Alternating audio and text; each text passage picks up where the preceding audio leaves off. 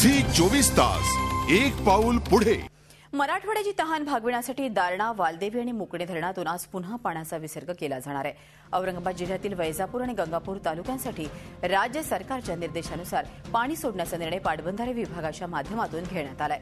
दारणा धरणात आज मितीस 854 दशलक्ष घनफूट पाणी साठा शिल्लक आहे, म्हणजे केवळ 12% पाणी शिल्लक आहे।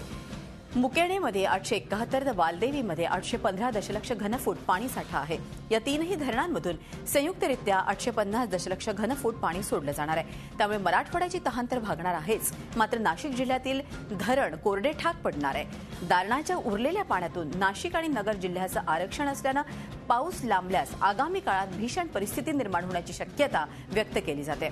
मागील महिन्यात पालखेड धरणातून मनमाड शहराला पाण्याचा विसर्ग केल्यावर मोठ्या प्रमाणात पाण्याची चोरी झाली होती।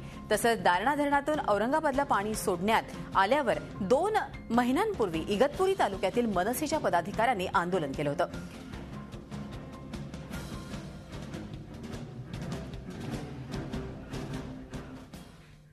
झी 24 तास एक पाऊल पुढे।